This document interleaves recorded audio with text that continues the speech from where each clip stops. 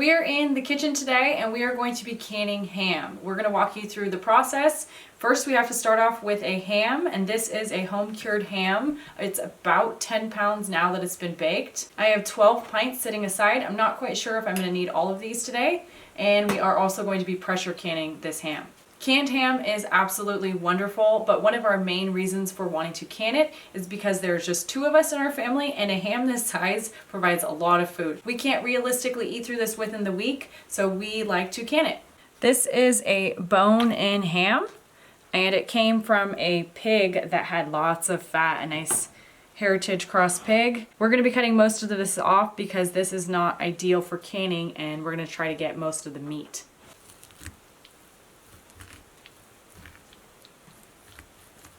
We got the ham cut up finally, and I'm left with these 2 bones that we are going to be putting aside. We're actually just going to freeze them for now, but we're going to use them later with soup or for cooking some beans. The next step is getting the ham cut up in chunks for the cans.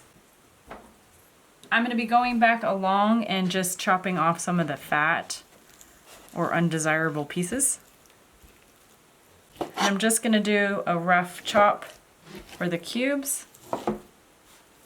This is what we've ended up with as scraps. And when I say scraps, obviously you can repurpose that and use them. We can feed it to our animals, our chickens, we can eat it ourselves. The importance of cutting off the fat is that it's not penetrated at the same rate that the meat is for pressure canning. So it's kind of like a safety issue. You don't want to have as much fat when you're canning something like this. And we've canned ham in the past, but we did the same thing. We just removed the fat, or as much of it as we could.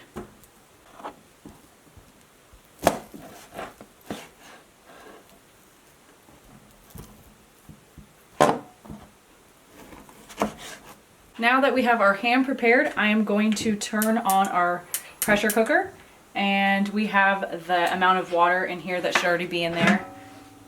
And we also have a pot of water behind this, and that is going to be the liquid that's going in with the ham. You have 2 options. You can do hot water or you can do a ham broth. We've never done the ham broth. For that, I believe you would put a bone in some water, let that simmer down, and use that hot liquid. But we're just using water since that's what we've done in the past.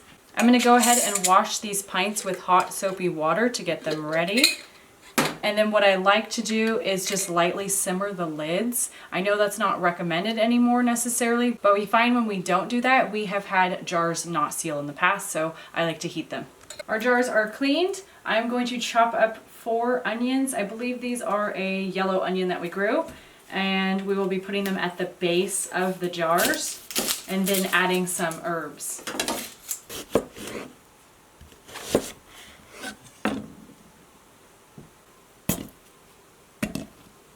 We are going to be putting some sage and tarragon in these. Sage is my favorite herb.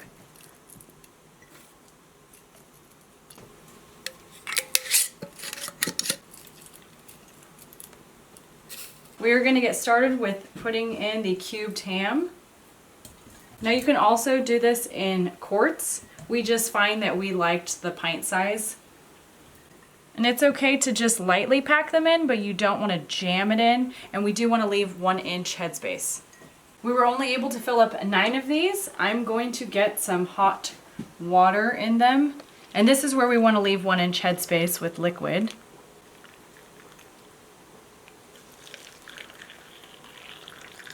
What we found last time when we did this is the ham itself has lots of flavor, so if you don't have ham broth, the hot water works just fine. Other folks like to use some salt in their ham. You can just put a dash of salt on there. We found that our ham is pretty salty, so we are leaving out the salt in this recipe. And I'm going to wipe all of these rims with vinegar on a towel.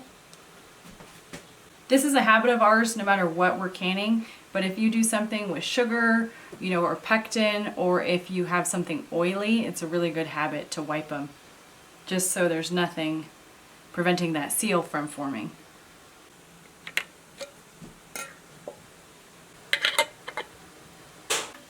We're going to be pressure canning these for 90 minutes at 11 pounds with our pressure canner.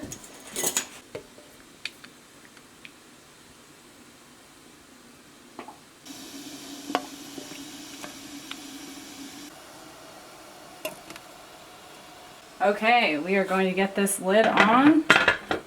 Already a little bit of pressure in there. And we always vent for 10 minutes before we add on our weight. This is what we mean by venting. We have a steady airflow coming out of the vent pipe and the air vent has popped up. So we're gonna let this go for 10 minutes, add on our weight, and then we will let it build up pressure to 11 pounds. And at that point, we will start our 90 minutes.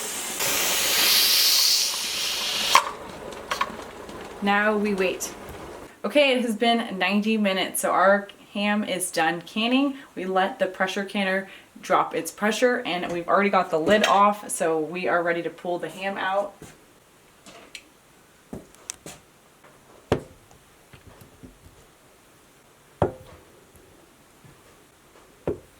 So you can see these turned out really nice. They've already all sealed. They made that ping. We're gonna let them cool and remove the rims before we put them in storage. And this recipe is really simple. It's really easy to can ham at home if you have a pressure cooker. If you guys are at all interested on the brine we used for our ham and how we cured it, we're gonna include the link to my blog in the description. That's it for today. We'll catch you guys next time.